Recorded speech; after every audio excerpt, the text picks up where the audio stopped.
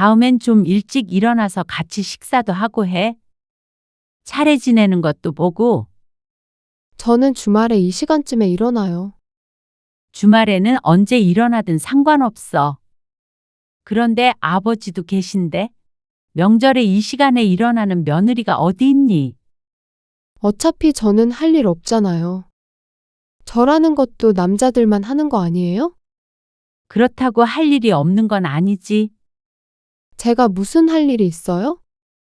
저는 김씨도 아니고 며느리라고 시집에 와서 차례상 차리고 노동해야 하는 건 부당하죠. 노동을 하라는 게 아니라 사실 차례라는 것도 다 없애는 추세잖아요? 그런데 며느리한테 그런 역할 강요하시면 안 돼요. 강요하는 게 아니라 기본적인 예의는 지키라는 거지. 저는 그렇게 생각 안 해요. 남녀 차별인 것 같아요. 오늘 이야기 속 주인공은 58세 유영숙 씨입니다. 그리고 그녀의 아들과 며느리에 관한 이야기이죠. 유 씨는 며느리와 대화하는 게 부담스러웠습니다. 눈을 똑바로 쳐다보면서 하고 싶은 말을 다 하는 것도 그렇고 꼭 따박따박 반박을 해야 직성이 풀릴 것처럼 구는 성격도 유 씨와는 맞지 않았습니다. 자신 스스로는 맞는 말만 한다고 생각하는 것 같은데 며느리는 자기 말만 했습니다. 남의 말은 전혀 듣지 않았고 하고 싶은 대로 행동하는 어린애 같았습니다. 아직 20대라 그런다고 치더라도 철이 덜 든 것인지 아니면 다른 어린 며느리들도 유 씨의 며느리와 같은지 알 수 없었습니다. 그렇다고 유 씨가 며느리가 발끈하도록 만드는 그런 간섭 많은 시어머니도 아니었습니다.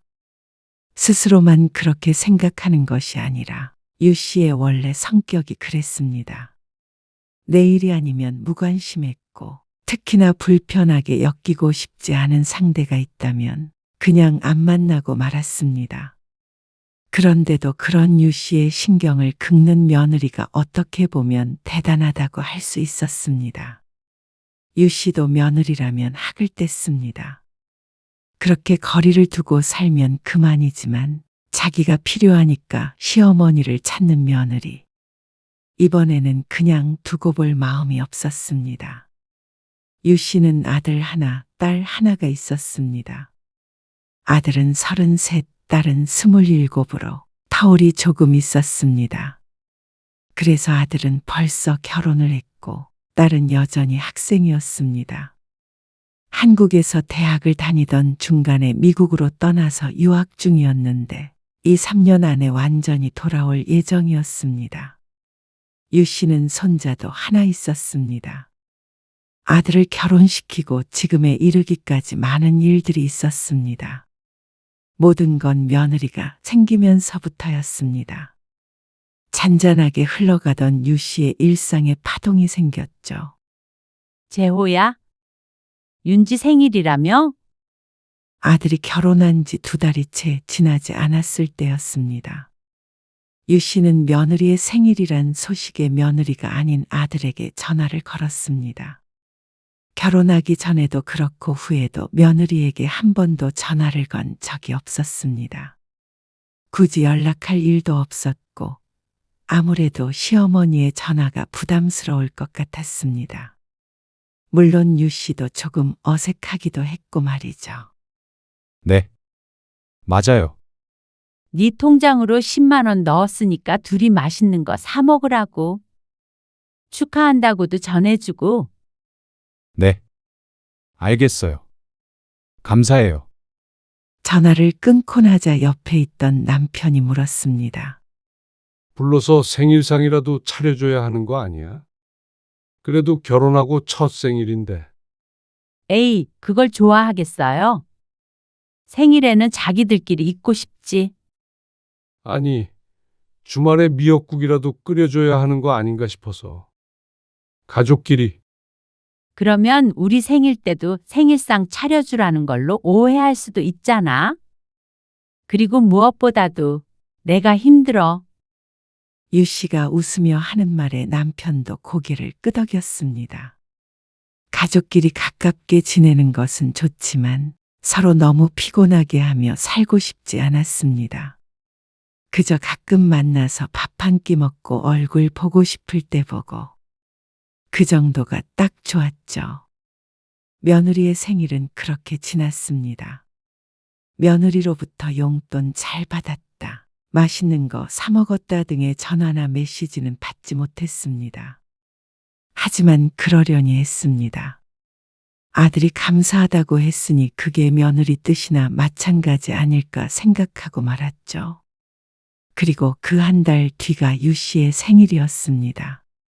마침 주말이라 아들이 들러서 같이 밥을 먹겠다고 해서 유 씨도 흔쾌히 고개를 끄덕였습니다. 대신 밥은 밖에서 먹자. 엄마 생일인데 요리하기 귀찮어. 그러면 엄마 집 근처에 있는 장군한우 갈까요? 좋아.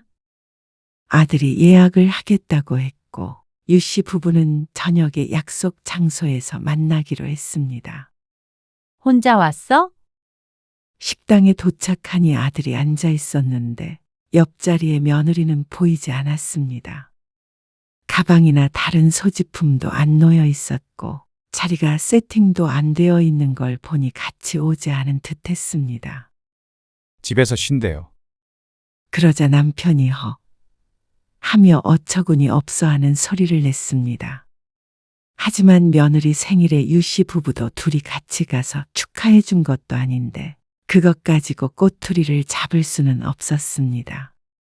아들의 표정에는 약간의 미안함이 묻어났습니다. 그래서 왜 집에서 쉰다고 했는지 설명하려고 애썼습니다. 몸이 안 좋은 것 같다며 자기 생각도 추가해서 말이죠. 하지만 유 씨는 오히려 이렇게 셋이 오붓하게 식사를 하는 것도 좋다고 생각했습니다. 정말로 좋은 시간도 보냈고 말이죠. 그리고 아들이 결혼하고 첫 명절이 됐을 때였습니다. 엄마 혹시 응? 왜? 이번 추석에 말이에요. 저희 여행 가도 돼요? 차례 지낼 때 안 오고? 네. 3박 4일로 다녀오고 싶은데 첫 명절이라 좀 그런가. 유 씨가 잠시 고민을 했습니다. 그러다가 이내 입을 뗐습니다. 그래. 그렇게 해. 정말요? 아빠는 아빠도 이해하실 거야. 유 씨는 그날 저녁 남편에게 아들에게 전화 왔었던 사실을 말했습니다. 아들도 없이 차례를 지내?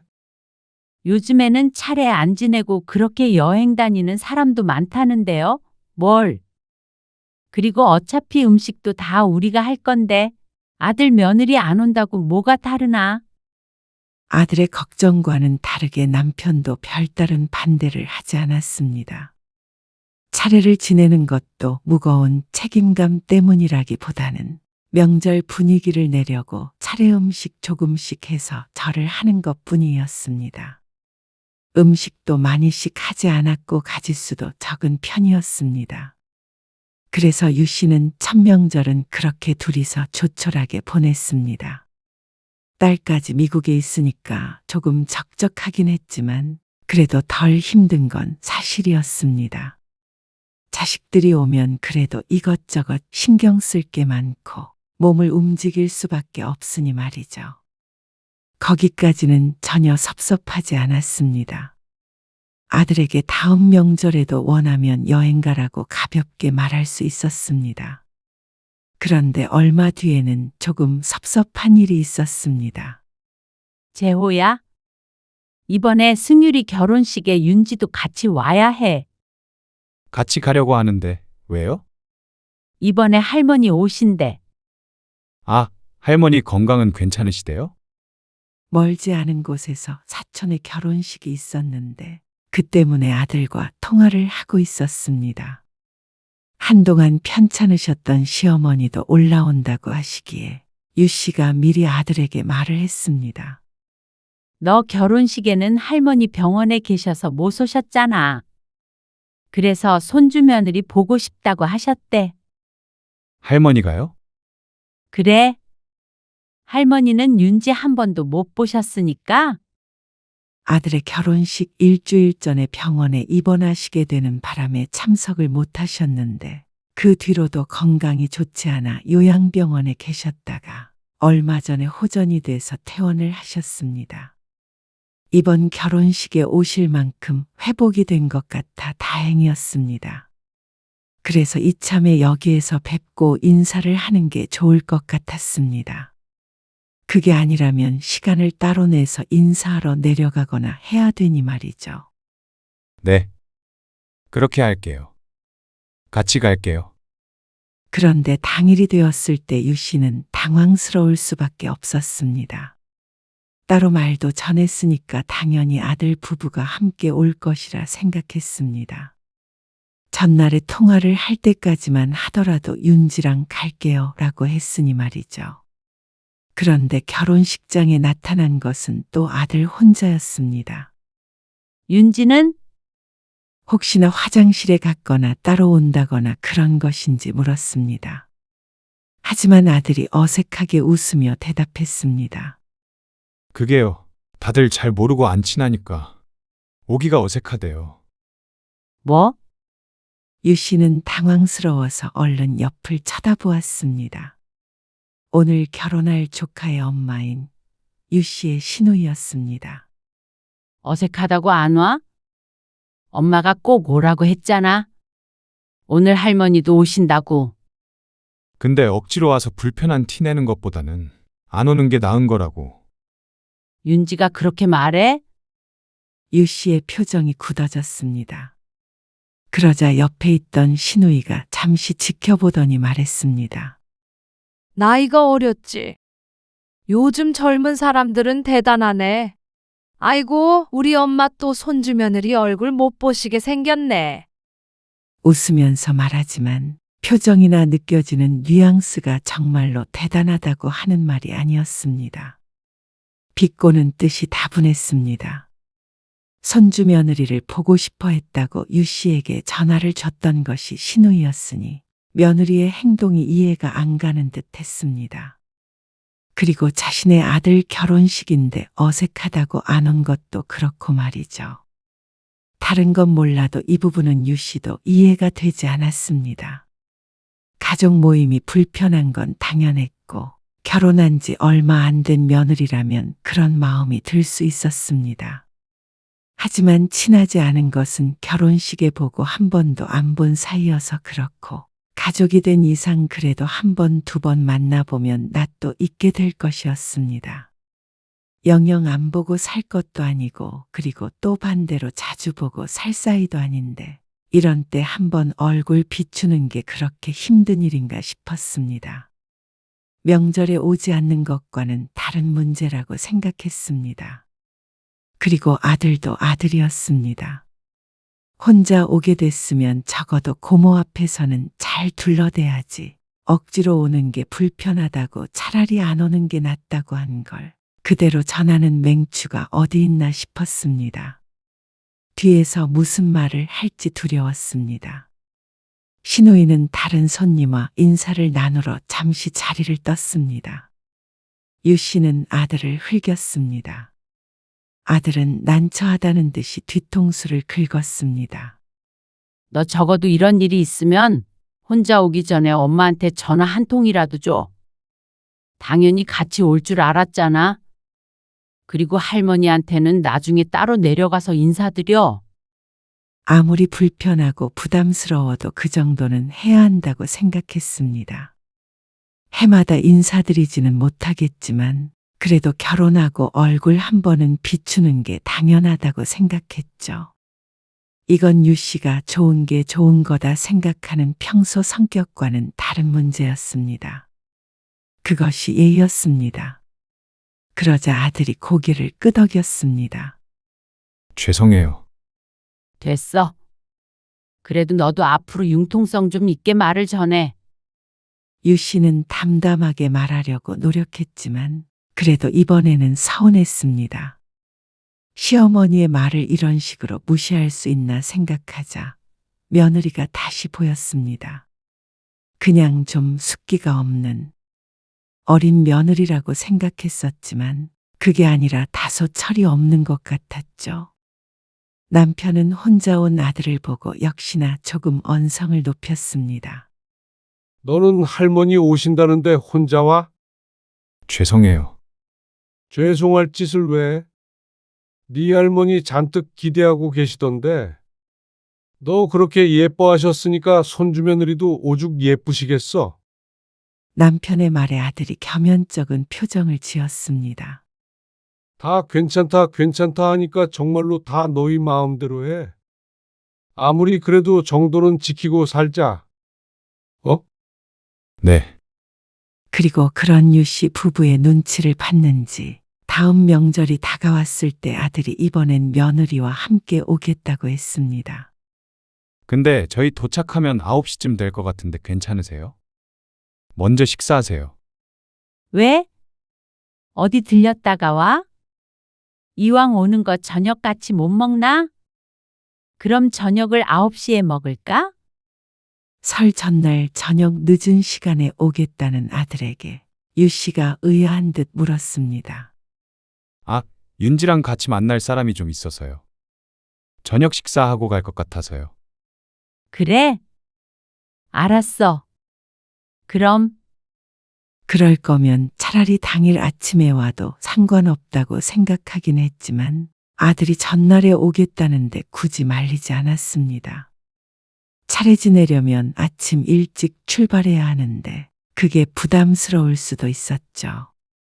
유 씨는 평소보다 음식을 많이 했습니다.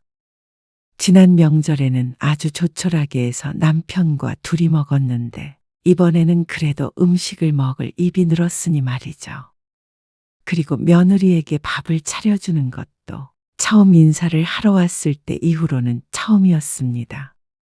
장을 보면서도 조금 더 신경 썼습니다. 번거로워서 원래 명절에도 잘하지 않는데 며느리가 좋아한다길래 잡채할 재료도 샀죠. 그리고 명절 전날 오후부터는 전도 부치고 명절 음식 준비를 했습니다. 남편과 마주보고 도란도란 얘기를 나누면서 준비하면 그다지 힘들지 않았습니다. 아이고, 두부 깨졌다. 괜찮아요. 여유 있게 샀어. 근데 재호 9시에 온다고? 재훈에 오면 거의 바로 자겠네. 좀 일찍 와서 밥도 같이 먹고 하지. 아무튼간 지들 마음대로야. 남편이 혀를 차며 말했고 유 씨는 아무 말 없이 웃고 말았습니다. 이만 정리할까요? 7시쯤 필요한 음식은 거의 완성을 해두었습니다. 그리고 유 씨는 남편과 함께 저녁을 차려 먹었습니다. 그러고 TV를 보며 쉬고 있으니까 아들이 집에 도착했죠. 9시가 조금 넘은 시간이었습니다. 아이고, 왔니? 네. 잘 지내셨어요? 안녕하세요. 아들 뒤에서 며느리가 인사했습니다. 실로 오랜만에 보는 며느리였습니다. 이렇게 안 보고 사는 고부가 있을까 싶을 정도였죠. 이래서는 며느리가 어색하고 안 친하다고 했던 시집 식구에 유 씨 부부도 포함이 될 것 같았습니다. 사실 신우이나 유 씨나 며느리를 만난 횟수가 거기서 거기였으니 말이죠.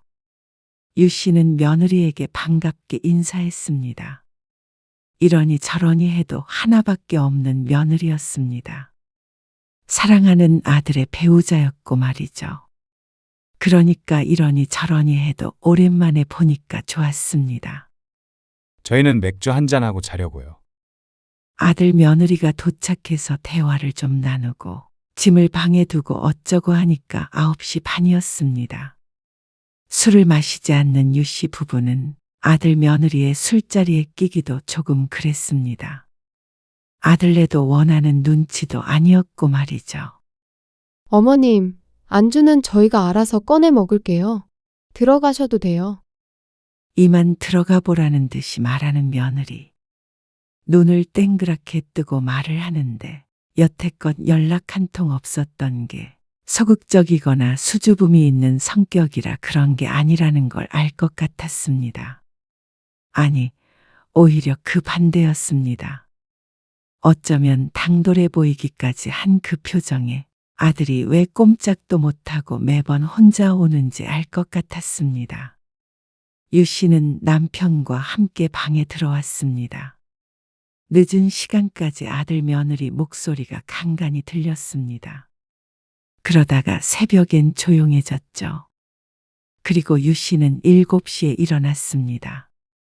9시에 차례를 지내려면 해야 할 것들이 몇 가지 더 있었습니다. 남편은 더 일찍 일어나서 상을 꺼내고 제기를 정리하고 있었습니다. 재호는 당신이 깨워.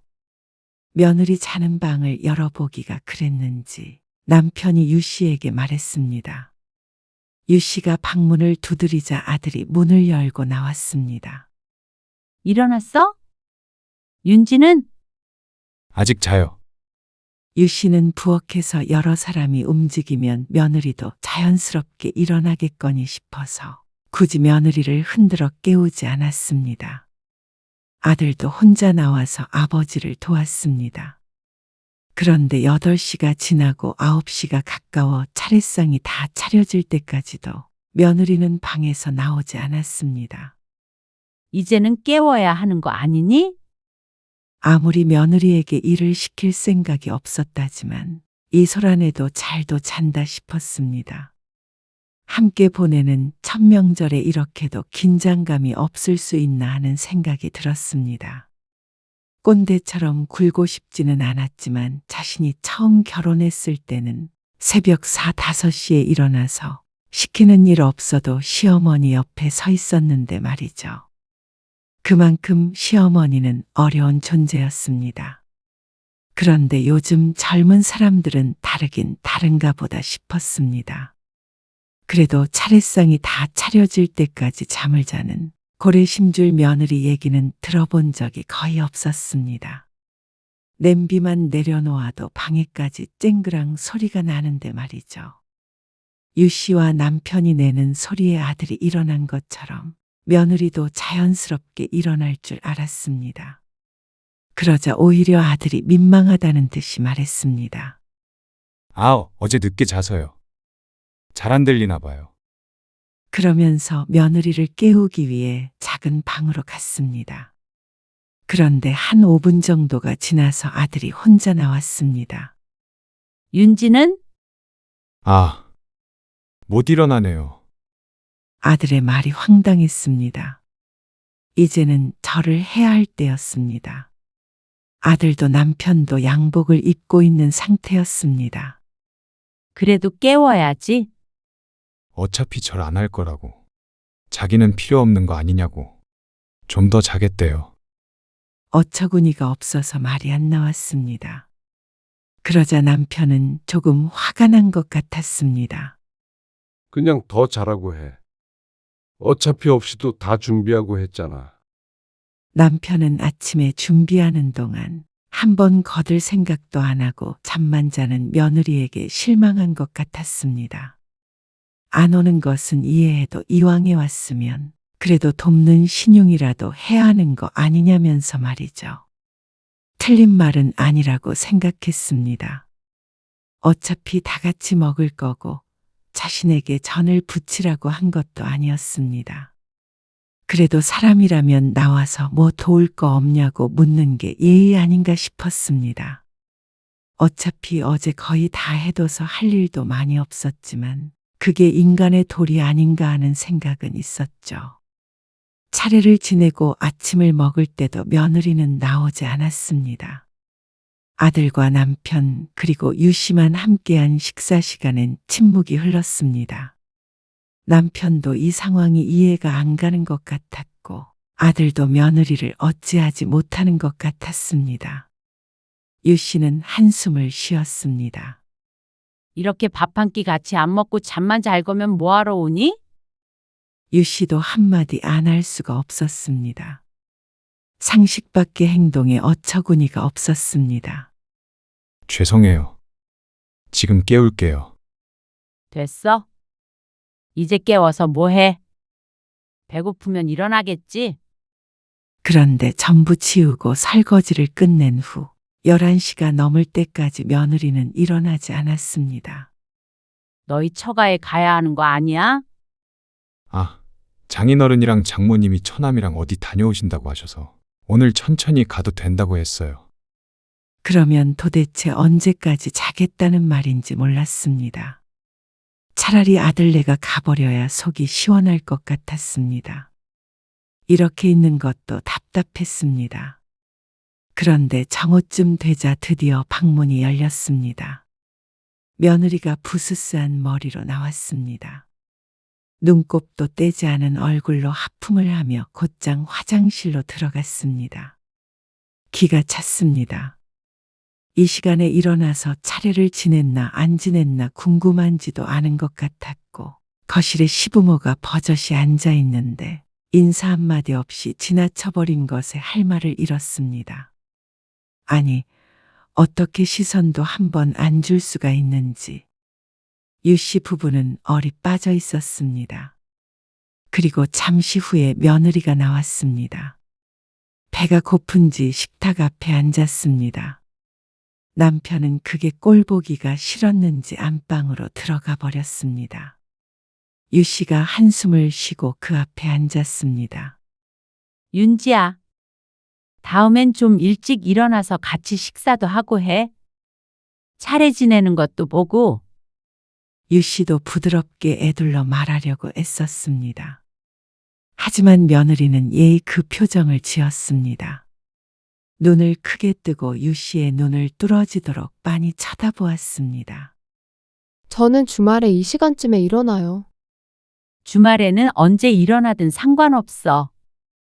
그런데 아버지도 계신데 명절에 이 시간에 일어나는 며느리가 어디 있니? 어차피 저는 할 일 없잖아요. 절도 남자들만 하는 거 아니에요? 그렇다고 할 일이 없는 건 아니지. 유 씨의 말에 며느리가 인상을 찌푸리며 대꾸했습니다. 제가 무슨 할 일이 있어요? 저는 김씨도 아니고 며느리라고 시집에 와서 차례상 차리고 노동해야 하는 건 부당하죠. 노동을 하라는 게 아니라 사실 차례라는 것도 다 없애는 추세잖아요? 그런데 며느리한테 그런 역할 강요하시면 안 돼요. 강요하는 게 아니라 기본적인 예의는 지키라는 거지. 저는 그렇게 생각 안 해요. 남녀 차별인 것 같아요. 대화가 통하지 않았습니다. 이게 어째서 남녀 차별인지 몰랐습니다. 여자니까 이래라 한 것도 아니고 다 같이 일어나는 시간에 일어나 있으라고 한 게 그렇게 무리한 요구인가 싶었습니다. 음식 준비를 시킨 것도 아니고 설거지를 시킨 것도 아니고 말이죠. 자발적으로 돕는 것까진 바라지도 않았지만 이런 반응은 상식적이지 못한 것 같았습니다. 윤지야, 아들이 옆에서 며느리를 말리는 듯 했지만 소용없었습니다. 며느리는 어깨를 으쓱했습니다. 자기가 무슨 잘못을 했냐는 듯한 태도였습니다. 남편은 아마 그 소동을 들은 듯 했습니다. 아들 며느리가 돌아갈 때까지도 안방에서 나오지 않았습니다. 아니, 뭐 저런. 투덜대긴 잘하지만 그래도 심하게 화내는 경우는 좀처럼 없는 남편이 말을 잇지 못했습니다. 살다 살다 저런 애는 처음 보네. 우리 제인이는 안 저렇잖아. 모르겠다. 제인이도 시집 가면 저럴려나. 요즘 애들이 다 저런가? 유 씨도 남편도 너무 혼란스러운 상태였습니다. 시어머니가 말하는데 한마디도 안 지네. 그 점은 유 씨도 당황스러웠습니다. 유 씨가 말문이 막힐 정도였습니다. 며느리가 아니어도 그런 젊은이는 처음이라 유 씨도 대처를 제대로 하지 못했던 것 같았습니다. 어버버 하다가 대화가 끝났고 며느리는 밥까지 야무지게 먹고 갔습니다. 거의 귀신에 홀린 듯 했습니다.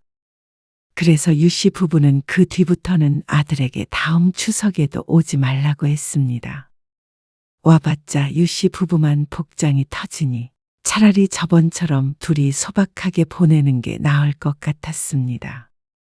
다음 명절엔 딸이 올 수도 있었고 말이죠.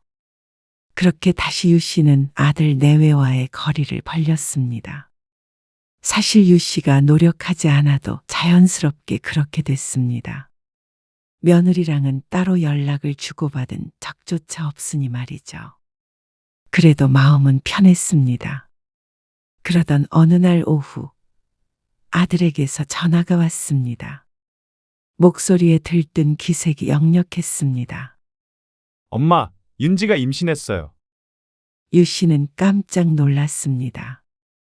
며느리가 아직 어리기 때문에 조금 더 천천히 가질 줄 알았었는데 말이죠. 잘 됐다. 축하해. 엄마도 곧 할머니 되시겠네요. 아들의 말에 유 씨는 웃음을 터뜨렸습니다. 할머니라는 호칭이 아직은 낯설었지만 기분이 나쁘지 않았습니다. 전화를 끊고 나서 영숙은 잠시 생각에 잠겼습니다. 며느리에게 직접 축하 전화를 할까 하다가 그만두었습니다. 그러고 문자 메시지 하나를 보냈습니다. 임신 기간 동안 유 씨는 며느리의 소식을 민수를 통해서만 들었습니다. 입덧이 심하다느니 병원 검진 결과가 좋다느니 하는 이야기들이었습니다. 그리고 아이가 태어났을 때도 유 씨 부부는 한참 뒤에야 초대를 받아서 아이를 보러 갈 수 있었습니다. 아이고, 우리 손자 좀 보자. 남편은 며느리를 불편하게 여겼지만 그래도 손자는 이쁜 모양이었습니다. 유 씨도 반가운 마음에 신발을 벗고 들어가서 곧장 손을 씻었습니다. 그런데 집이 참 엉망이었습니다. 아들의 깔끔한 성격을 생각하자면 상상할 수 없는 것이었습니다. 역시 아이가 태어나니 정신없는가 보다 생각했습니다. 애를 키우다 보면 집까지 깨끗하게 유지하기 힘든 것을 알고 있었습니다. 유 씨는 1시간 정도 아들네 집에 머물렀다가 돌아왔습니다. 며느리의 얼굴이 퀭한 것이 더 있다가는 며느리를 힘들게 하겠다 싶었습니다. 그리고 그 뒤로는 또 한참을 손자 얼굴을 볼 수가 없었습니다. 남편은 보고 싶어서 안달난 것 같았지만 애 엄마가 집에 누가 오는 게 싫다는데 어쩔 수 없었죠. 그러던 어느 날이었습니다. 아들에게서 오랜만에 전화가 왔습니다. 엄마, 목소리에 힘이 없고 지친 기색이 가득했습니다. 왜? 무슨 일 있어? 윤지가 애 키우기 너무 힘들대요. 못 키우겠다고. 뭐? 못 키운다고? 그게 무슨 말이야? 애를 엄마가 못 키우면 누가 키워? 모르겠어요. 너 애기 돌보는 거 안 도와주니? 좀 힘들더라도 퇴근 후에 애기 봐주고 해야 엄마도 좀 쉬는 거야. 아니에요. 새벽에도 보고 해요. 주말에도 보고. 그런데도 못 키우겠다는 말이 나오나 싶었습니다. 그래서 요즘 매일 싸워요. 윤지가 다 때려치우고 집에 가고 싶다고 울더라고요. 어제. 산후 우울증이라도 왔나 하는 생각이 들었습니다. 생각보다 상태가 안 좋은 것 같았고 그만큼 아들의 목소리도 안 좋았습니다. 엄마가 조금 도와주실 수 있으세요? 애 돌보는 거요. 뭐? 내가? 아들의 말에 유 씨의 눈이 크게 뜨여질 수밖에 없었습니다. 생각도 못 해본 일이었습니다. 애 잘 볼 자신도 없어. 차라리 도우미 같은 거 쓰면 어때? 그건 또 싫대요. 다 때려치우고 집에 가겠다더니 찬밥 더운 밥 가릴 상황인가 싶었습니다. 매일은 아니고요. 가끔씩이라도 낮에 애기 좀 맡기면 안 될까요? 그 정도만 해도 윤지가 조금 숨이 트이지 않을까 싶어요. 우리 집에 맡기겠다고? 네, 사실 말년에 손주를 키워주는 것은 유 씨의 노후 계획엔 없는 일이었습니다. 나이 들어 아기들과 씨름하다가 세월 보내고 건강 잃는 경우를 워낙 많이 봐와서 자신은 그러지 말아야지 생각하며 살았죠. 그런데 이렇게 사람 마음처럼 되지 않는 일들이 있었습니다. 더 두었다가는 아들이 이혼남이 되게 생겼습니다. 일주일에 한두 번 정도는 우리 집에 맡겨? 그럼. 정말요? 그 정도면 며느리도 숨통이 트이지 않을까 했습니다. 아들은 무척 좋아했습니다. 어차피 아이들은 금방 컸고 몇 개월 지나면 잠도 잘 잘 것이었습니다. 그러면 며느리도 정신적으로든 신체적으로든 회복을 하지 않겠나 싶었습니다. 그리고 그것이 시작이었습니다. 매주 수요일 점심 그리고 주말에도 하루. 며느리가 아이를 데리고 왔습니다. 이따 저녁에 데리러 올게요. 처음 아이를 데리고 찾아왔을 때 눈물까지 글썽거리더니 이제는 표정이 많이 밝았습니다. 그렇게 보니까 며느리도 그저 어린 여자애구나 싶었습니다. 유 씨의 딸과 3살 차이였는데 벌써 애를 낳았으니 힘들만도 하겠구나 생각했죠. 하지만 한 달쯤 지나자 상황이 달라지기 시작했습니다. 어느 날 며느리가 갑작스레 찾아왔습니다. 어머님, 오늘도 좀 봐주세요. 어? 오늘 봐주는 날 아닌데? 저 다녀올 때가 있어서요. 한두 시간만 봐주시면 안 될까요? 여기까지 애를 데리고 찾아온 며느리를 어느 누가 그냥 쫓아낼 수 있을까요? 유 씨는 하는 수 없이 아이를 돌봐줬습니다. 그런데 며느리는 3시간이 훌쩍 넘어서 돌아왔습니다. 죄송해요. 조금 늦었죠? 미용실에 다녀온 듯 집을 나설 때와는 머리가 달랐습니다. 유 씨는 속으로 한숨을 쉬었습니다. 아이가 있는 상태에선 미용실 가기도 쉽지 않을 테니 이해하자 싶었습니다. 하지만 또 생각해보면 가려면 수요일에 가는 거 아닌가 싶기도 했죠. 하지만 유 씨는 아무 말 하지 않았습니다. 그러자 며느리는 그게 허락이라도 되는 듯이 그 다음부터는 당연하다는 듯이 아이를 맡기러 찾아왔습니다. 손주가 예뻐서 얼굴을 보면 기뻤고 행복했지만 이런 식으로 매일같이 보길 바란 것은 아니었습니다. 젊고 쌩쌩한 며느리도 키우기 힘들어서 시부모 도움을 받는데 나이를 더 먹은 부모가 그만한 체력이 있을 리가 없었습니다. 미리 전화하면 안 된다고 할까봐 전화하는 일보다 무작정 찾아오는 날이 더 많았습니다. 핑계는 제각각이었습니다. 왜 미리 말도 없이 오냐고 물으면 죄송해요, 깜빡했어요 하고 넘어가기 일쑤였습니다. 아니, 도대체 애가 택배 상자도 아니고 그렇게 놓고 가버리는 경우가 어디 있어? 유 씨도 속아 넘어가는 것도 한두 번이지 이건 해도 해도 너무한다고 생각했습니다. 그리고 어찌나 잔소리가 많은지 또 말도 가려서 하는 법이 없었습니다. 어머님, 계속 TV 켜두고 계셨어요? 어? 왜? 애기 벌써부터 이런 거에 노출시키면 안 돼요. 아직 어린애가 뭘 안다고 그래? 조금만 지나면 금방 알죠? 그리고 눈도 나빠질 거고요. 앞으로 리안이 있을 때는 TV는 끄세요. 저는 초등학교 들어갈 때까지 안 보여줄 생각이에요. 아버지 TV 보실 때가 많은데 어떻게 그러니? 너희 집에서는 그렇게 해도 되지만 여기서까지 그렇게는 못하지. 아, 그러면 아버님은 애기 눈이 나빠지든 말든 상관없으신 거예요? 뭐? 다 근거가 있어서 드리는 말인데 왜 주양육자인 제 방식을 안 맞춰주세요? 그런 말이 아니잖아. 가끔은 나이 어린 사람 말도 들을 줄 아셔야 해요. 너는 꼭 그런 식으로 말해야겠니? 시부모한테? 저는 하고 싶은 말은 잘 못 참아요. 그리고 며느리라고 무조건 시부모님 하는 말에 수긍해야 하는 건 아니잖아요. 뭐? 그래서 유 씨는 이번엔 며느리가 돌아가지 못하게 붙잡아두고 말했습니다. 정말 못 참겠다. 이제는 애기 못 봐줘. 네? 며느리는 황당한 말을 들었다는 표정을 했습니다. 정말 네 등살에 내가 못 살겠다.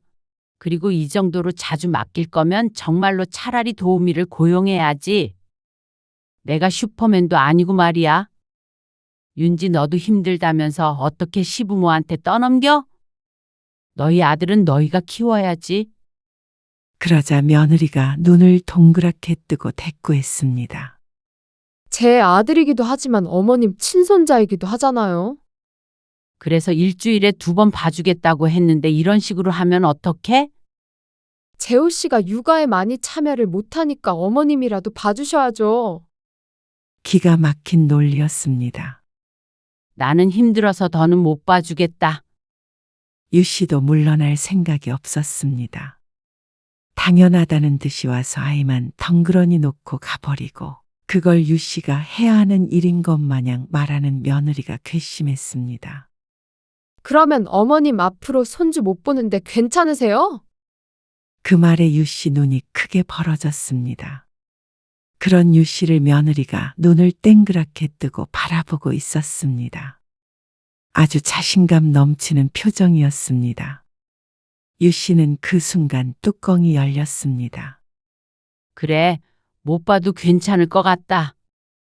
그러자 며느리가 놀라서 바라봤습니다. 유 씨는 그런 며느리에게 아이의 짐을 들려주며 말했습니다. 이제는 맡길 생각하지 마. 그러자 며느리가 후회하지 말라는 듯이 유 씨를 쏘아보고는 아이를 데리고 돌아갔습니다. 그리고 저녁에 남편이 돌아왔을 때 며느리와의 일을 이야기했더니 노발대발했습니다. 유 씨 보고 잘했다며 진작에 그렇게 할 걸 후회된다고 했습니다. 그렇게 예뻐하던 손자였는데 며느리가 미우니까 안 봐도 상관없다고 생각이 되는 듯했습니다. 엄마, 윤지한테 얘기 들었어요. 아들이 전화해서 사과를 했습니다. 죄송해요. 윤지가 말을 그렇게 할 때가 있어요. 말을 그렇게 할 때가 있는 게 아니라 걔는 곧 30이면 애도 아닌데 어떻게 그렇게 버릇이 없니? 이제는 애 맡기지 마. 그러자 아들이 한숨을 쉬었습니다. 그건 또 힘든 모양이었습니다. 엄마가 이번에만 좀 봐주시면 안 돼요? 혼자서 애 보기 힘들다고 저한테 히스테리 부릴 텐데. 그건 너희가 알아서 할 문제지. 도대체 키우지도 못할 애를 왜 낳은 거야? 윤지는? 아니면 재호 네가 육아휴직하고 애 보고 윤지한테 복직하라고 그래. 어쨌거나 거기에 유 씨가 끼고 싶은 마음은 없었습니다. 며느리를 만나고 난 뒤로는 바람 잘 날이 없는 것 같았습니다. 아들과도 문제가 전혀 없었는데 자꾸만 이렇게 언성을 높이게 됐습니다. 자식과 적당히 거리를 두면서 우아하게 늙고 싶었는데 며느리가 그렇게 두질 않았습니다. 아들이 하나라 다행이었습니다. 이런 며느리를 하나 더 본다고 생각하면 아마 유 씨의 딸을 따라 이민이라도 가야 할 판이었습니다. 결국에 얼마 뒤에 안사돈이 올라왔다는 소식을 들었습니다. 그러면서 아들네에 묵으며 아이를 봐준다고 했습니다. 차라리 잘 됐습니다. 적어도 이제 며느리와 만날 일은 없을 것 같으니 말이죠. 하지만 그것도 딱 한 달이었습니다. 엄마, 장모님 가셨어요. 허리가 아프다고 그러시긴 하셨는데. 또 모를 일이었습니다. 시부모에게도 그렇게 따박따박 대드는 며느리의 성격을 보니 친정엄마한테는 더 할지도 몰랐습니다. 유 씨 같았어도 얼른 도망갔을 듯 했습니다. 몰라? 너희가 알아서 해. 엄마, 윤지가 아직 어리잖아요. 좀 너그럽게 생각해 주세요. 너 뭐 어린애 데리고 사니? 애 엄마가 뭐가 어려? 이게 나이 문제야? 그리고 너도 문제야. 그렇게 우유부단하고 눈치가 없으니까 엄마가 더 화나. 죄송해요. 그래도 엄마 리안이 보고 싶으시잖아요. 리안이 보는 대가로 며느리도 봐야 한다면 안 보고 말란다. 유 씨는 전화를 끊어버렸습니다. 아들네 문제는 이제 제발 둘이 해결했으면 했습니다. 사람을 쓰든 둘 다 회사를 그만두고 애만 보든 안사돈을 다시 데리고 오든 어찌됐건 간에 유 씨는 사양이었습니다. 그런데 얼마 뒤에 며느리에게서 장문의 메시지를 받게 되었습니다. 애를 맡기겠다는 메시지 외에는 받아본 적이 없었는데 참 감격스러워서 눈물이 날 지경이었습니다. 물론 메시지 내용은 며느리가 그동안 유 씨에게 얼마나 서운했는지, 자신이 얼마나 부당한 일을 당했는지 그런 내용이었습니다. 요즘 젊은 세대들은 직장 상사에게도 부모를 통해서 연락을 한다던데 안사돈 통해서 얘기를 안 한 걸 다행으로 생각해야 할지도 몰랐습니다. 유 씨는 답장하지 않았습니다. 그리고 몇 달이 지났습니다. 아들이 가끔 연락해서 소식은 전해주었습니다. 도우미를 썼다가 서너 번 바꿨다는 얘기는 들었습니다. 그리고 금액이 만만치 않아서 힘들다는 얘기도 했죠. 하지만 유 씨는 콧방귀를 뀌었습니다. 손자를 안 봐주게 되니까 유 씨도 이제서야 일상을 되찾은 기분이었습니다. 하마터면 손주만 키우다 말년을 보낼 뻔했습니다. 어쩌면 며느리가 그런 성격인 게 다행인지도 몰랐죠. 그러던 어느 날 며느리에게서 전화가 왔습니다. 어머님, 전처럼 이틀만이라도 봐주세요. 저도 생각해보니까 잘못한 점이 있어요. 그런데 제가 직설적인 것뿐이지 나쁜 뜻이 있어서 그런 건 아니에요. 직설적인 거 좋아한다니까 나도 한마디만 할게. 애는 안 봐줘. 그리고 이렇게 전화하지도 말어. 언제부터 시부모한테 전화했다고 그래? 아이고, 하고 싶은 말 안 참았더니 속이 시원하네. 윤지 너도 이랬던 거지? 물론 나도 나쁜 뜻이 있어서 애 안 봐주는 건 아니야. 그럼 이만 끊을게. 유 씨는 전화를 끊고 며느리를 차단해 버렸습니다. 이런 아나무인 며느리와는 더 이상 통화할 일이 없었습니다. 아들도 또다시 전화해서 이해해라 마라 한다면 차단할 용의가 있었습니다. 만약 육아 문제로 아들이 이혼이라도 하게 된다면 그것 또한 아들 부부의 운명이라고 생각했습니다. 요즘엔 이혼이 별거 아니라고 하니 눈 하나 깜빡하지 않을 수도 있었지만 말이죠. 유 씨는 더 이상 생각하기를 멈췄습니다. 그리고 자식 걱정하는 시간과 에너지를 가지고 차라리 남편과 놀러나 다니자 싶었습니다. 유 씨는 아마 딸이 결혼하더라도 이제 명절에는 부르지 않을 것 같았습니다. 자식과 적당한 거리를 유지하는 것이 현명한 일이라는 걸 깨달았습니다. 가끔 손자가 보고 싶기도 했지만 유 씨는 후회하지 않았습니다.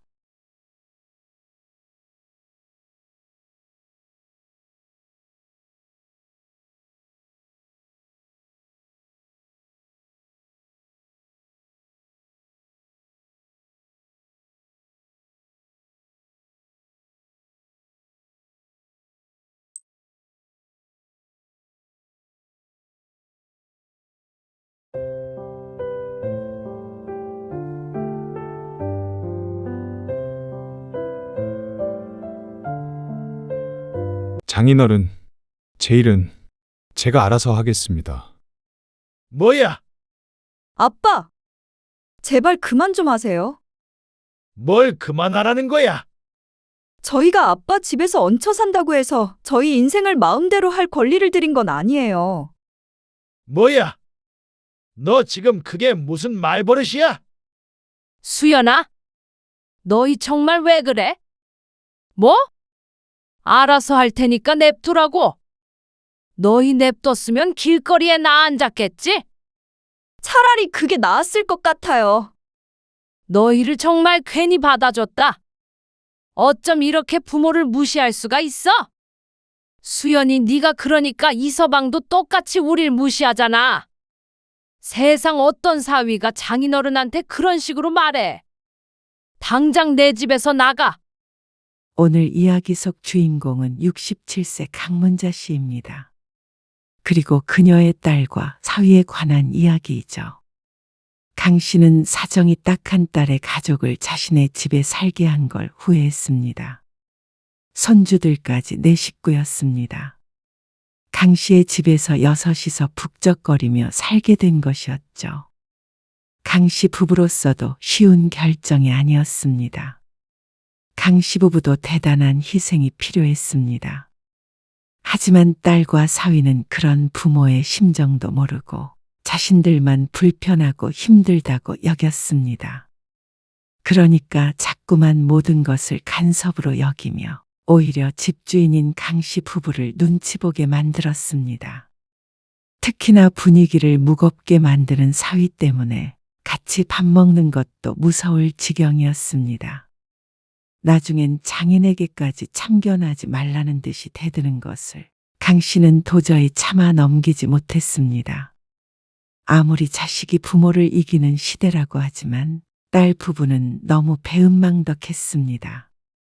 그래서 강 씨는 아무리 딸이 돈이 없어 단칸방에 산다고 하더라도 더 이상 도움을 줄 생각이 없었습니다. 내 자식이지만 부모를 무시하면 쫓겨날 수 있다는 걸 알려줄 생각이었죠. 강 씨는 아들 하나, 딸 하나가 있었습니다.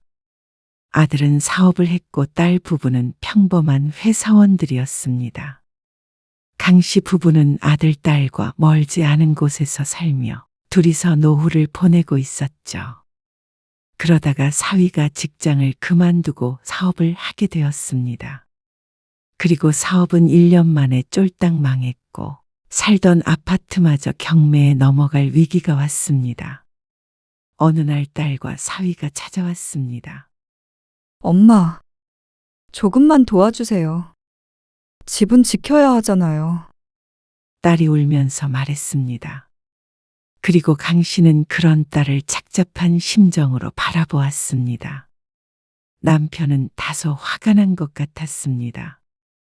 그래도 소박하게 잘 살고 있다고 생각했던 딸이 이렇게 비참한 모습으로 나타난 것에 사위를 원망스러운 눈초리로 바라보았습니다.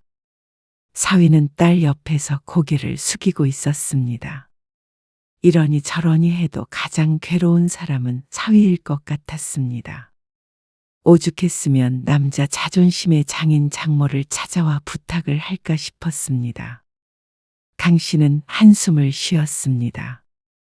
마음 같아서는 딸에게 척하고 돈다발을 내줬으면 좋겠지만 은퇴한 지 오래된 두 노인네가 무슨 그런 큰 재산이 있을까요? 우리도 도와주고 싶지. 근데 그렇게 큰 돈이 어디 있겠어? 그러자 딸이 말없이 훌쩍거렸습니다. 그러다가 입을 뗐습니다. 큰오빠한테도 연락해봤는데 자기 회사도 어렵다고 도와줄 수 없대요. 일이 이렇게 된 것도 책임이. 수연아, 아무리 그래도 오빠 탓은 하지 마라. 오빠도 다 너희 잘 되라고 그런 거였고 너희도 알고 있잖아. 사업이란 게 어디 사람 뜻대로 다 되는 거니? 그러니까 사업이라는 것도 하던 사람이 해야지. 자신 없으면 시작하질 말던가. 여보, 언성을 높이려는 남편을 강 씨가 말렸습니다. 잘 다니던 회사를 그만두고 무리하게 사업을 벌인 사위를 탓하고 싶은 것 같았습니다.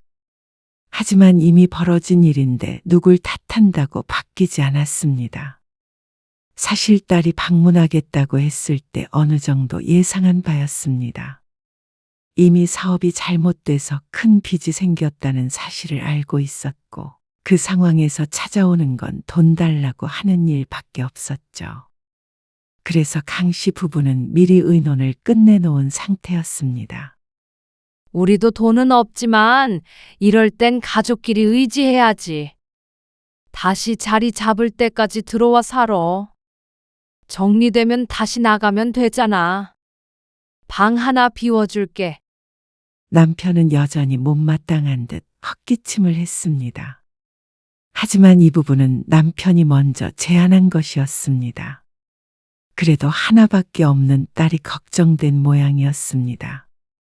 그런데 오히려 딸과 사위가 얼른 대답하지 못했습니다.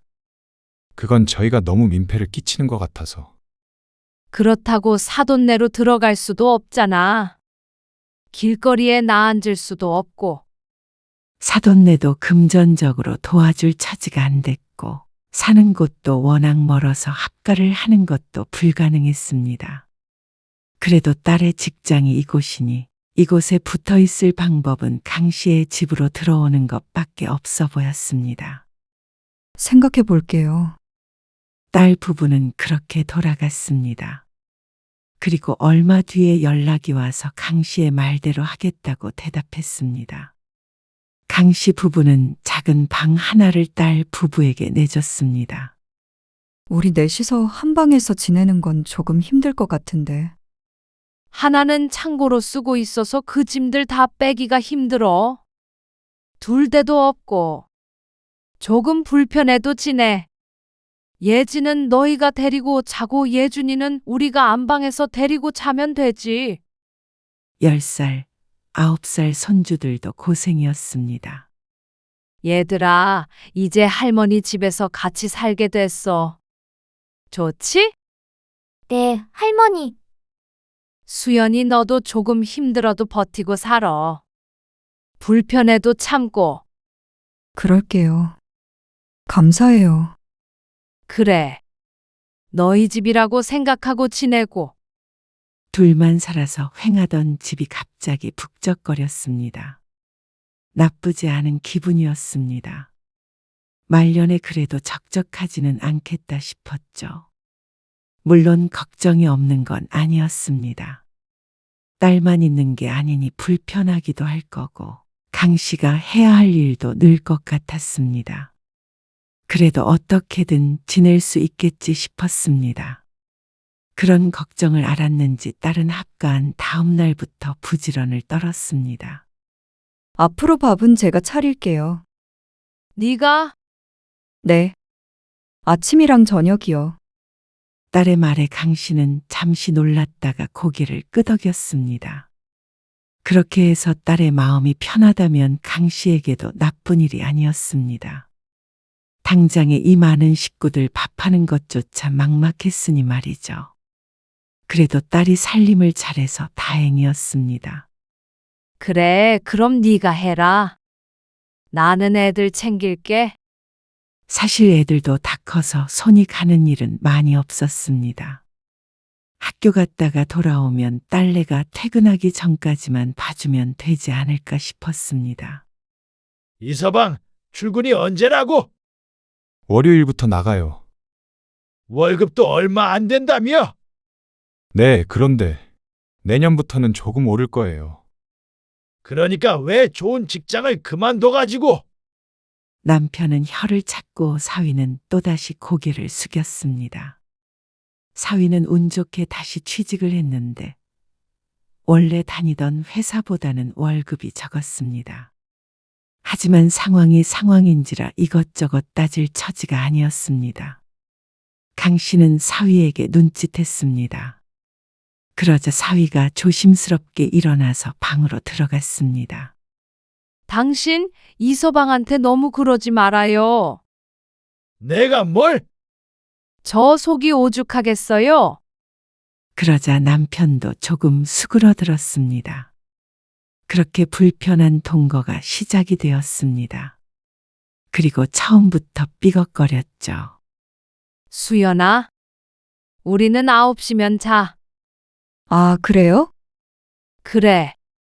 불 훤하게 켜놓고 자꾸만 달그락 거리니까 잠이 안 드네. 오늘 예지가 숙제를 다 못했다고 해서 방에 책상이 없으니까 식탁에서 하는 중이에요. 차라리 내일 아침 일찍 일어나서 하라고 해. 네 아버지도 제 시간에 잠 못 주무시면 예민해지는 거 알잖아.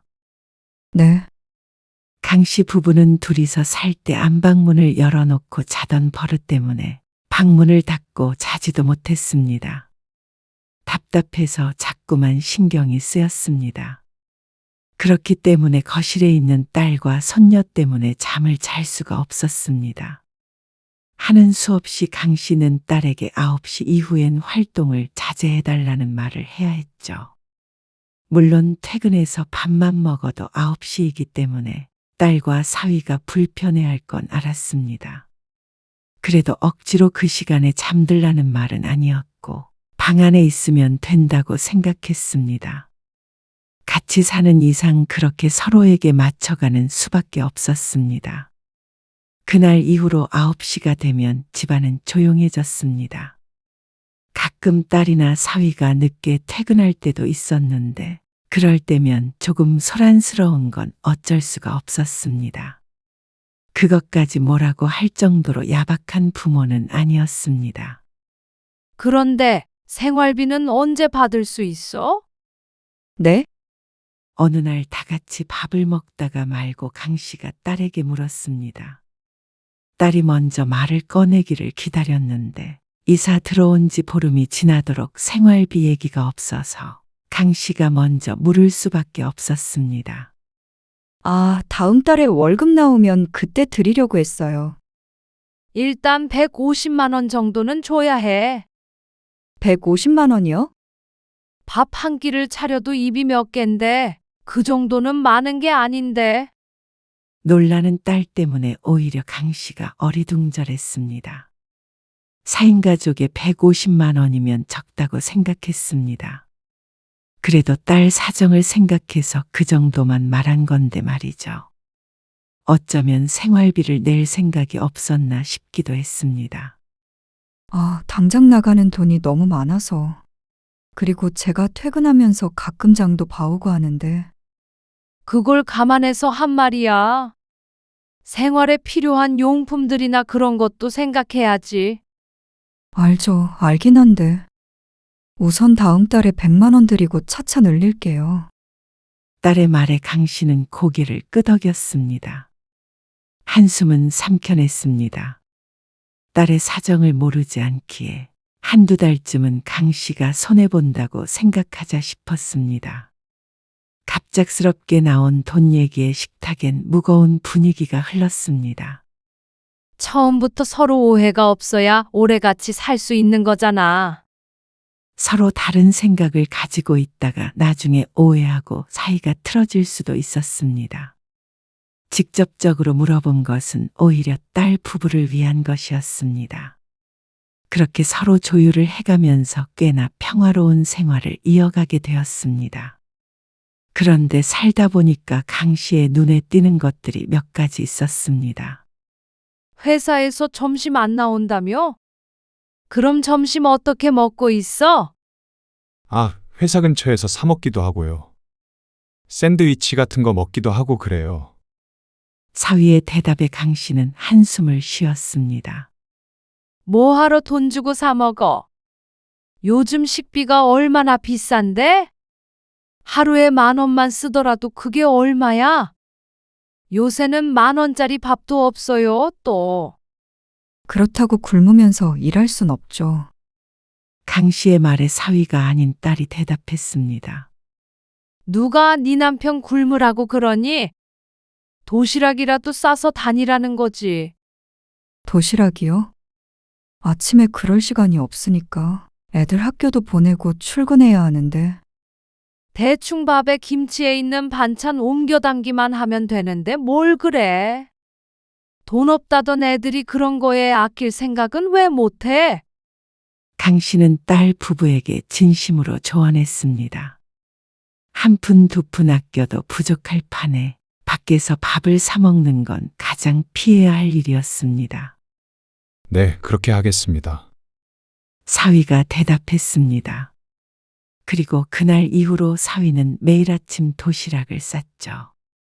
그래도 강 씨의 조언을 듣고 받기니 뿌듯했습니다. 강 씨는 딸 부부와 살게 되면서 불편한 점이 많았지만 그래도 장점도 있다고 생각했습니다. 주말 같은 때 외출할 일이 생기면 사위의 존재가 큰 도움이 됐습니다. 여보, 나 모임 가야 되는데 차 좀 태워줘요. 버스 타고 가면 되잖아. 너무 오래 걸려서 그렇지. 내가 시간을 착각해가지고 너무 빠듯해요. 아이, 운전하는 거 안 좋아하는 거 알면서 그래. 시간을 잘 봤어야지. 눈도 침침해 죽겠는데. 이서방 없어? 방에 있는 것 같은데. 태워달라고 해? 그래? 얹혀 살면 기사 노릇 정도는 해야지. 그 말에 이 씨는 솔깃했습니다. 사실 남편도 70 중반이 되니까 차를 얻어 타기가 무서울 때가 있었는데 이제는 남편한테 아쉬운 소리 안 하고 사위한테 부탁하면 될 것 같았습니다. 이서방, 잠깐만 일어나 봐. 딸은 아이들을 데리고 바람 쐬러 간다며 나갔고 집에는 강 씨와 남편 그리고 사위밖에 없었습니다. 방에서 나오질 않던 사위를 기다리다가 강 씨가 먼저 방문을 열었습니다. 그랬더니 사위가 자고 있었습니다. 강 씨가 큰 소리로 사위를 깨웠습니다. 주말이라고 이렇게 퍼질러 자고 있으면 돼? 아, 장모님. 무슨 일이세요? 사위가 잠에 취해서 어리둥절해하며 물었습니다. 잠깐 나 어디 좀 태워줘. 사위가 시계를 보더니 몸을 일으키며 말했습니다. 누구 좀 만나러 가려고 하는데 버스 타고 가면 뱅뱅 돌아가서 그래. 사위는 일어나서 모자를 쓰더니 차키를 들었습니다.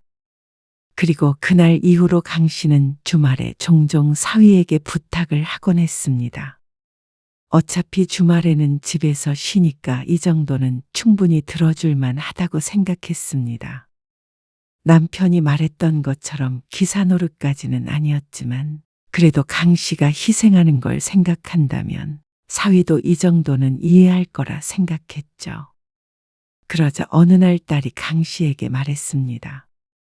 엄마, 주말에 이서방도 좀 쉬어야죠. 왜? 이서방이 뭐라고 하니? 딸의 말에 강 씨의 기분이 조금 상했습니다. 매일 부탁하는 것도 아니고 주말에만 차 좀 태워달라는 건데 그게 그렇게 어려운 일인가 싶었습니다. 아니요. 요새 너무 피곤해해서 그래요.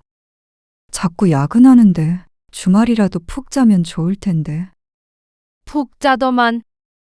아침 일찍 깨우는 것도 아닌데 뭘 그러니? 주말에도 조용히 쉬지 못하고 손주들 등살에 성가신 부모는 생각 안 하고 운전 조금 해주는 남편이 걱정되는 모양이었습니다. 참, 너는 그런 걸 가지고 눈치를 주니? 눈치 주려고 했던 말이 아니고요. 알았다. 안 그러면 되지? 엄마, 기분이 상한 것 같은 강 씨의 목소리에 딸이 안절부절했습니다. 그러다가 강 씨가 대답하지 않자 한숨을 쉬었죠. 그리고 강 씨는 그 한숨 소리조차 기분이 나빴습니다. 꼭 자신이 사위를 괴롭히는 장모가 된 것 같았습니다. 내가 뭐 이서방한테 용돈을 달라고 그러니? 아니면 무리한 부탁을 하니? 그런 게 아니고요. 솔직히 나도 할 말 없어서 안 하는 거 아니야. 그게 무슨 말씀이세요? 다른 집 사위들은 장인 장모한테 매달 용돈도 주고 여행도 보내준다더라. 그러자 조잘거리던 딸의 입이 순식간에 닫혀버렸습니다. 내가 돈 달라고 하는 소리가 아니라 남들처럼 그렇게 못해주는 거 아는데 이렇게 눈칫밥을 먹게 하니까 그렇지. 눈칫밥이라뇨. 그렇잖아. 장모가 사위한테 그 정도 부탁은 할 수 있는 거 아니야? 주말마다 계속 그러시니까 이서방이 집에서 푹 쉬는 날이 없는 것 같아서 그랬어요. 죄송해요. 딸의 목소리가 풀이 죽은 듯 했지만 아랑곳하지 않고 강 씨가 말했습니다.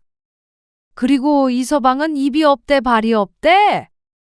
와서 자기가 얘기하면 되는 거 가지고 꼭 널 시키더라.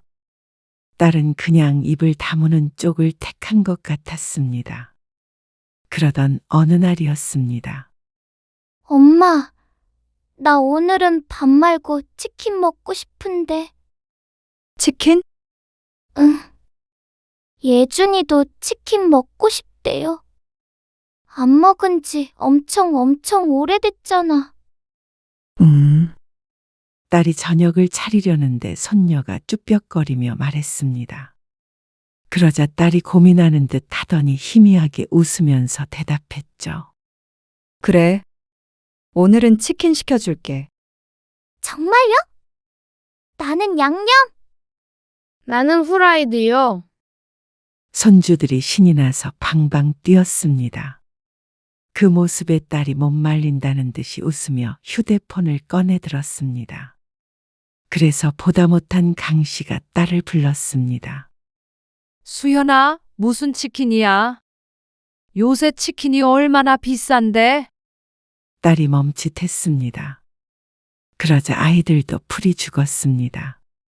치킨 시켜준 지도 오래됐어요. 집에 먹을 게 없는 것도 아닌데 비싸고 몸에도 안 좋은 걸 뭐하러 먹여? 그럴 돈 있으면 차라리 나한테 줘라. 내가 닭 사올 테니까 다 같이 백숙이나 해 먹게. 엄마, 네 아빠 배달 시켜 먹는 거 얼마나 싫어하는지 몰라? 치킨 시켜 먹는 거 보시면 한 소리 하신다. 돈 아깝다고. 강 씨가 안방에 있는 남편 눈치를 보며 말했습니다. 이 정도면 딸도 알아들을 거라고 생각했습니다. 그러자 옆에 있던 사위가 조심스럽게 입을 열었습니다. 이번 달에 보너스 나와요. 치킨 하나 정도는 시켜줘도 되지 않을까요? 그리고 강 씨는 그런 사위가 못마땅했습니다. 옛날처럼 따로 살 때면 뭘 먹든 돈을 얼마나 쓰든 신경 쓰지 않겠는데 이제는 달랐습니다. 딸 부부가 쓰는 돈에 강 씨 부부도 영향을 받았고 강 씨도 이 정도는 참견할 입장이 된다고 생각했습니다. 그런데 장인까지 거론해서 말렸는데도 굳이 치킨을 시키겠다는 사위가 어처구니가 없었습니다. 이서방, 하도 힘들다고 해서 생활비도 많이 안 받는 거 몰라? 이 집 전기세, 가스비 전부 다 누가 내? 나 같으면 보너스 나온 거 허투루 안 쓰고 살림에 보태라고 줬을 거야. 사위가 강 씨의 말에 작게 한숨 쉬는 게 보였습니다. 그리고 딸의 표정도 일그러졌습니다. 엄마, 저번부터 150만 원씩 드리고 있잖아요. 저희 형편 알면서 애들 학원비랑 대출 갚고 보험료랑 이것저것 나가면 빠듯해요. 근데 그래도 애들 치킨 한 번은 시켜줄 수 있는 거잖아요. 왜 이렇게 눈치를 주세요? 빠듯하다면서 치킨 시켜 먹을 생각을 하니까 내가 속이 안 터지니? 악착같이 모아야 할 때잖아. 애들은 무슨 죄예요? 그러는 엄마 아빠는 죄가 있어서 너희랑 이러고 살고 있니? 강 씨는 마지막 말을 하면서 아차 싶긴 했습니다. 딸의 표정이 무섭게 굳어졌기 때문이었습니다. 조금 흥분을 해서 딸이 상처받을 말을 한 것 같았습니다. 알겠어요. 딸은 아이들을 방으로 들여보냈고 부엌에서 저녁 식사 준비를 다시 했습니다. 사위도 조용히 방으로 사라졌습니다. 조금 심하게 말을 하긴 했지만 그래도 틀린 말은 아니라고 생각했습니다. 딸과 사위도 생각이 있다면 자신들이 잘못됐다는 걸 깨닫게 될 것이었고 말이죠. 이튿날 강 씨는 시장에서 닭을 사다가 백숙을 했습니다. 강 씨는 나름대로 딸에게 손을 내민 것이었는데 딸은 웃지 않았습니다. 한참을 대면대면하게 지냈습니다. 치킨 한 마리의 딸과 사위가 너무 꽁에 있는 것 같아서 강 씨도 마음이 불편했습니다. 그러다 보니 한 공간에 있으면서도 자꾸 눈치를 보게 되었습니다. 이서방은 회사에서 늦게 온다나 봐요. 무슨 놈의 회사가 자꾸만 야근을 해? 별 볼 일 없는 회사가. 그러는 수연이는 밥만 차려놓고 방으로 쏙 들어가 버린 거야. 할 일이 있대요. 며칠 동안 강 씨는 남편과 둘이 밥을 먹었습니다. 하지만 강 씨는 이러는 편이 더 나은 것 같았습니다. 괜히 같이 먹으면 딸 부부가 입을 꼭 다물고 있으니까 얹히는 기분이 들었습니다. 밥 한 끼 같이 먹는 것조차도 눈치를 봐야 하나 싶어서 기가 차기도 했지만 자기들이 그렇게 하겠다는데 말릴 방법이 없었고 이유도 없었죠. 그러던 어느 날이었습니다. 강 씨의 휴대폰이 울렸습니다. 큰아들의 전화였습니다. 강 씨는 반가운 마음에 서둘러 전화를 받았습니다. 아들. 웬일이야? 어머니, 잘 지내세요? 우리야 잘 지내지. 수연이네는요?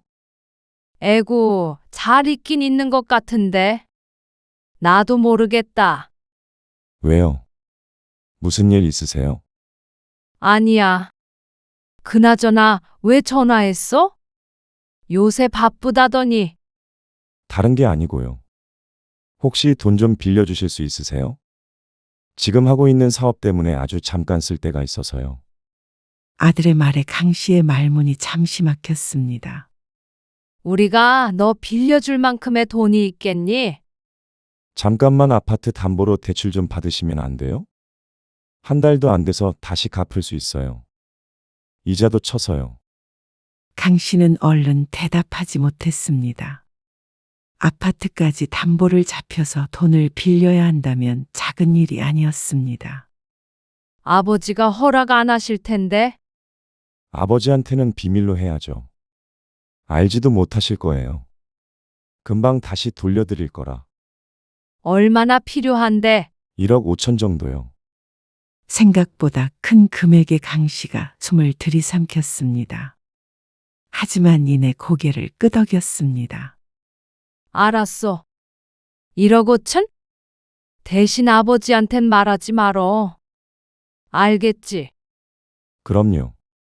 강 씨는 전화를 끊고 뒤돌았습니다. 그런데 거기에 딸이 서 있었습니다. 혹시나 남편일까봐 놀랐는데 딸의 얼굴을 보고 안심했습니다. 기척 좀 내고 있지? 놀랐잖니? 1억 5천이라니요. 오빠예요? 아, 사업 때문에 잠깐만 빌려달라고 그래서. 그러자 딸의 얼굴이 어두워졌습니다.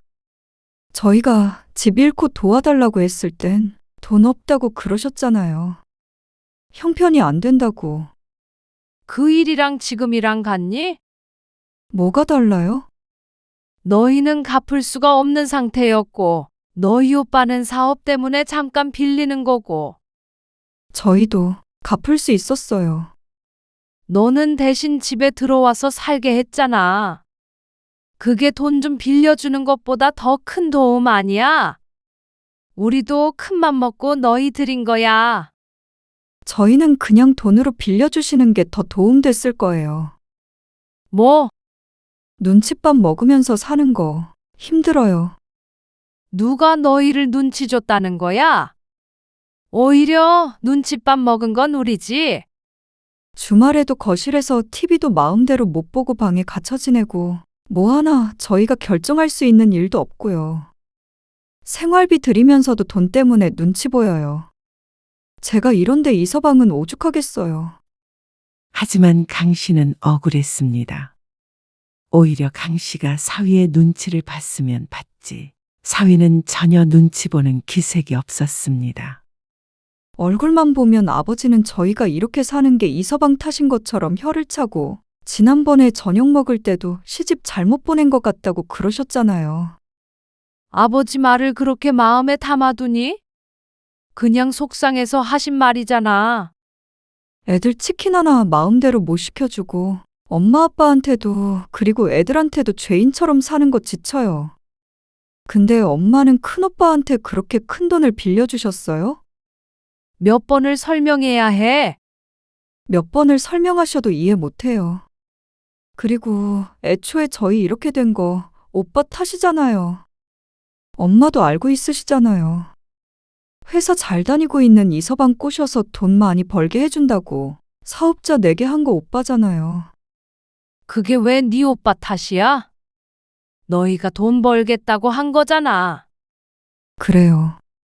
솔깃해서 회사 그만둔 저희 탓이죠. 그런데 이렇게 어려운 사정 알면서도 나 몰라라 하는 게 가족이에요. 그래도 원망 안 하려고 했는데 적어도 엄마는 이러시면 안 되죠. 아빠도 이서방 탓하면 안 되죠. 딸의 말에 강 씨도 화가 났습니다. 어떻게 뭐든 자기 서운한 것만 생각하고 부모 입장은 생각도 안 하는지 몰랐습니다. 그러면 네 오빠도 회사 사정 안 좋다는데 어떻게 도와주니? 하기 싫다는 사람 억지로 끌어다 놓고 한 것도 아닌데 이제 와서 오빠 탓하면 마음이 편해? 그리고 같이 사는 게 너희만 불편한 줄 알아? 엄마 아빠도 힘들어. 왜 그건 생각을 안 해?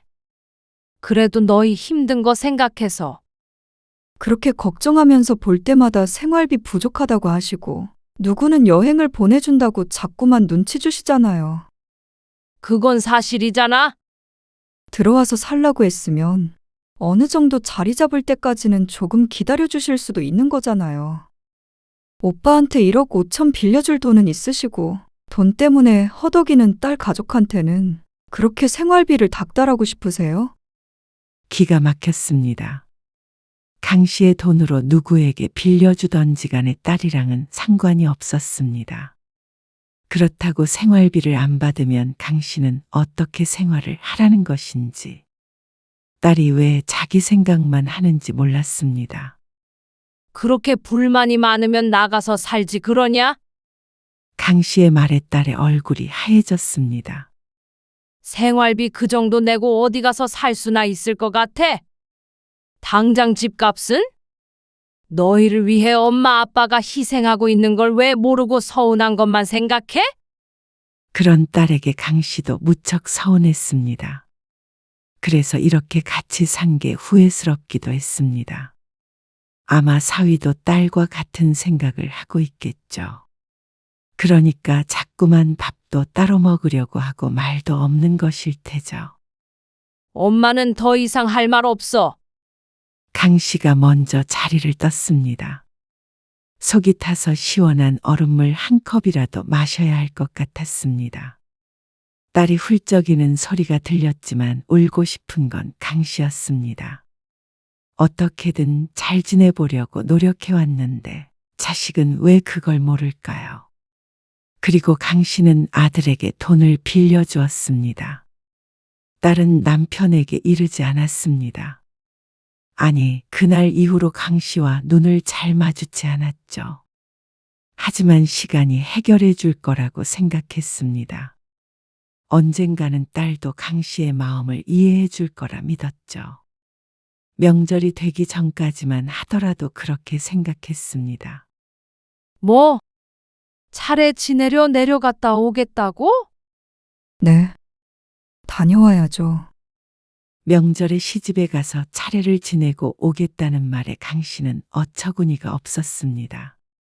지금 이 상황에서 명절이라고 다녀온다는 게 강 씨의 상식으론 이해가 가지 않았습니다. 지난번에도 경황이 없어서 못 갔어요. 사정이 안 좋아지며 작년에 가보고 못 가봤다면서 강 씨의 눈치를 보는데 그 모습에 답답해서 가슴을 치고 싶었습니다. 저녁에 내려갔다가 다음날 아침에 올라오겠습니다. 그래서 사위에게도 말이 뾰족하게 나갈 수밖에 없었습니다. 지금 너희 사정이 어떤데 거길까? 사돈도 참 눈치도 없으시지. 엄마, 그러자 남편도 강 씨와 같은 생각이었는지 한마디 했습니다. 사돈은 처가에 얹혀 사는 아들한테 꼭 명절에 오라고 하셔야 직성이 풀리신다냐? 명절인데 인사드리러 가야죠. 얹혀 사는 거랑 무슨 상관이에요. 너희 그렇게 되고 아무 도움도 안 주셨지. 그리고 어떻게 자기 아들 데리고 살아주는데 전화해서 고맙다는 인사 한 번을 안 해? 사실 남편은 딸 부부가 집으로 들어온 순간부터 가끔 그 얘기를 꺼냈습니다. 어쨌거나 사위의 사업이 망해서 이렇게 된 건데 아무 말도 없다는 게 서운한 것 같았죠. 그런데 명절에 굳이 거길 가서 차례상을 차리겠다는 딸이 답답할 만도 했습니다. 제발 그만하세요. 딸이 사위의 눈치를 보면서 남편을 말렸습니다. 엄마 아빠 도움받으면서 살고 있지만 이렇게 하나하나 간섭하실 수는 없어요. 뭐? 간섭? 참, 너 말을 왜 그렇게 해? 그래. 가려면 가라. 가서 시집 차례상 차려주고 종로를 타다 와. 장모님, 진정하세요. 제가 부모님께 잘 말씀드릴게요. 이번 명절엔 못 간다고. 여보, 다음에 가면 되지. 사위가 오히려 딸을 말렸습니다.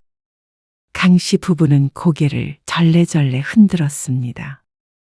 그리고 명절이 됐을 때 어쩐 일인지 안사돈에게서 전화가 걸려왔습니다. 안녕하세요. 먹고 사는 게 바빠서 연락을 못 드렸어요. 아, 예. 도움 주셔서 감사합니다. 부족한 아들 때문에 늘 죄송하고요. 아니에요. 사람이 살다 보면 이런 일 저런 일 있는 거죠. 잘 부탁드립니다. 강 씨는 통화를 끊고 마음이 편치 않았습니다. 엎드려 절을 받은 기분이었습니다. 그리고 딸 부부와의 사이는 그날 이후로 완전히 틀어졌습니다. 퇴근해서 집에 돌아오면 작은 방문은 열릴 줄 몰랐습니다.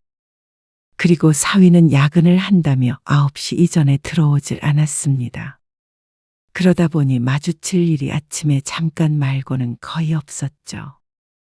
아, 글쎄 아는 사람 아들이 이걸로 돈을 많이 벌었다니까. 어느 주말 남편이 자던 사위를 깨우고는 한참 설교했습니다. 제가 보험에 대해서는 잘 몰라서요.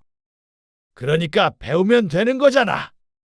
그래도 당장 다니는 회사를 그만두기가 부담스러워서. 쥐꼬리만한 월급 주는 회사 뭐가 아쉬워서. 조금 해보다가 안 되겠다 싶으면 다른 데 취직하면 되는 거지. 그만한데 또 못 들어갈까 봐 그래. 장인어른, 제가 알아서 하겠습니다. 뭐야? 돈은 제가 어떻게든 알아서 벌 테니까 이 정도는 알아서 하게 해주세요. 사위의 말에 남편은 어안이 벙벙한 채로 굳어 있었고 강 씨도 놀라서 눈이 동그래졌습니다. 아니, 어떻게든 돈 벌게 해주려고 그런 거지. 아빠, 제발 그만 좀 하세요. 뭘 그만하라는 거야? 저희가 아빠 집에서 얹혀 산다고 해서 저희 인생을 마음대로 할 권리를 드린 건 아니에요. 뭐야? 너 지금 그게 무슨 말버릇이야? 도움받으려고 들어온 건 맞지만 제발 저희 숨 좀 쉴 수 있게 해주세요. 수연아, 너희 정말 왜 그래? 지난번에도 엄마가 알아듣게 말했잖아. 아버지가 말씀하시면 잘 새겨들어야지. 뭐? 알아서 할 테니까 냅두라고. 너희 냅뒀으면 길거리에 나 앉았겠지.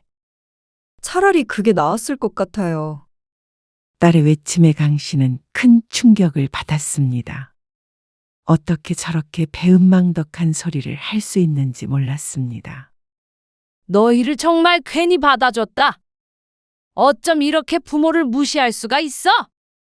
수연이 네가 그러니까 이서방도 똑같이 우릴 무시하잖아. 세상 어떤 사위가 장인어른한테 그런 식으로 말해. 오죽했으면 그러겠어요? 오죽했으면. 정말로 차라리 저희가 나가서 살게요. 저희를 인격적으로 대하지 않는 엄마 아빠랑은 못 살아요. 누가 할 소리를. 너희가 안 나간다고 해도 내가 쫓아내. 강 씨의 외침에 딸이 독한 눈으로 쳐다보았습니다. 이번 주 내로 집 구해서 나갈게요. 생활비도 적게 내려고 하더니 몰래 돈이라도 모아둔 듯 했습니다. 그러니까 집을 구해 나간다는 말을 하는 것이겠죠. 은혜를 원수로 갚는다는 게 바로 이런 말이었습니다. 오죽했으면 남편이 사위에게 그런 권유를 했을까요?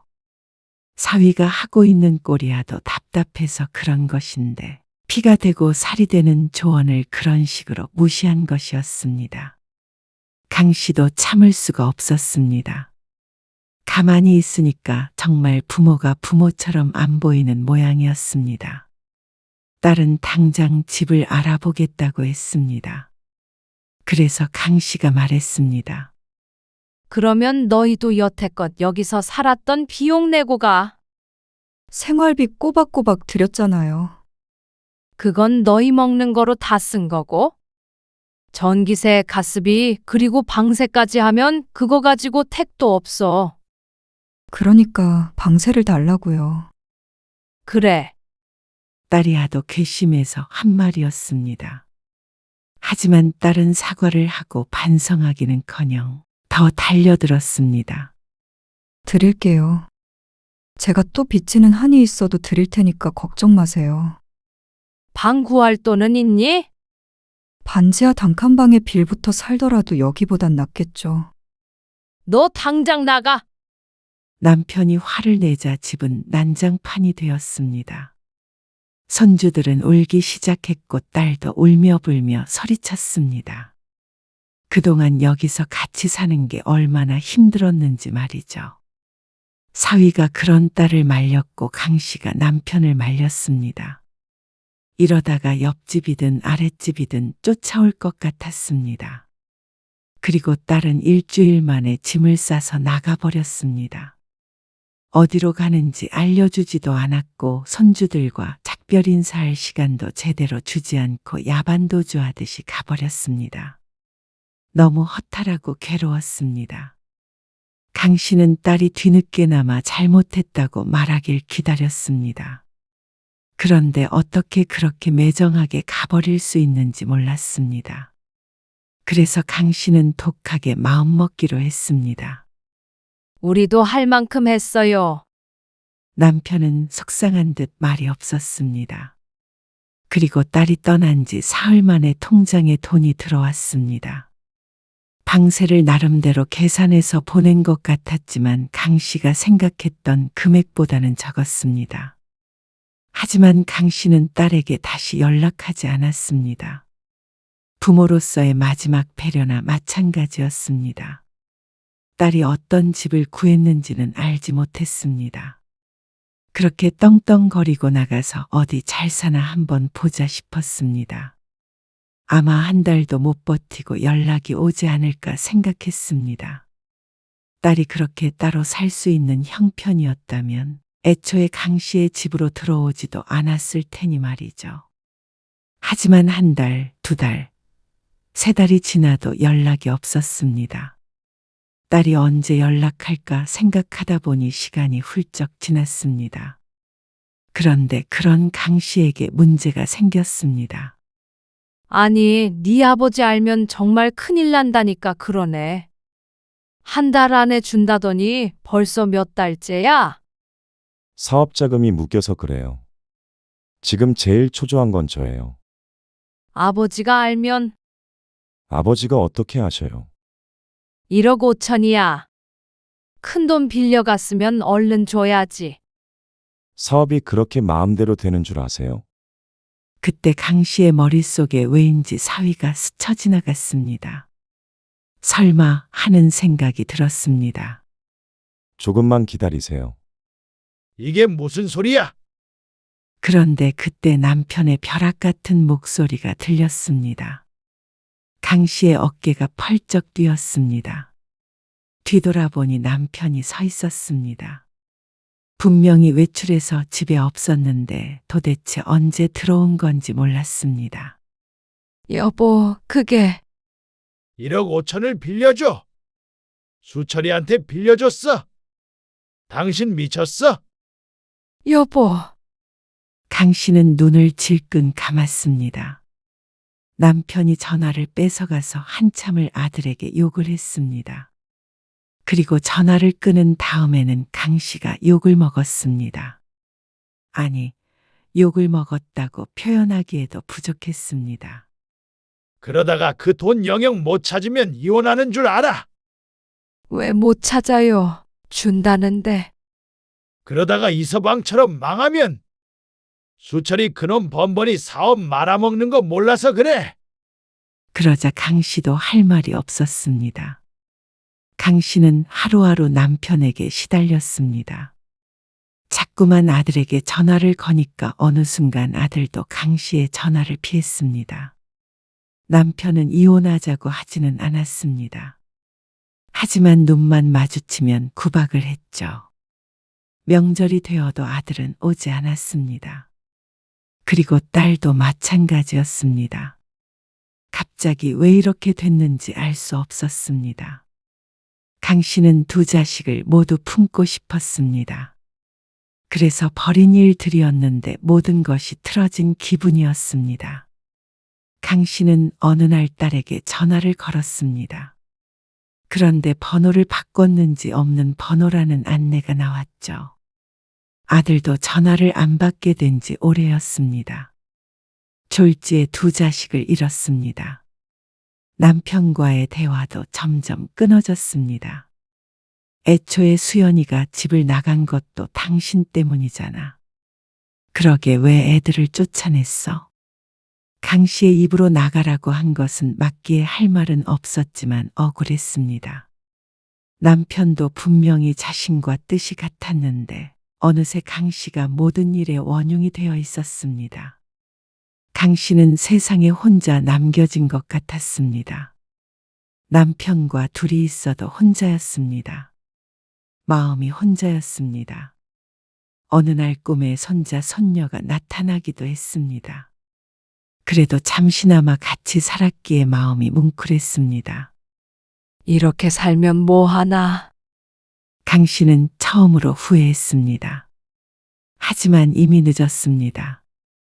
돌이킬 수가 없었죠. 누구도 전화를 받지 않았으니 대화를 나눌 수조차 없었습니다. 이럴 줄 알았으면 그렇게 쫓아내는 게 아닌데 하며 후회하고 또 후회했습니다.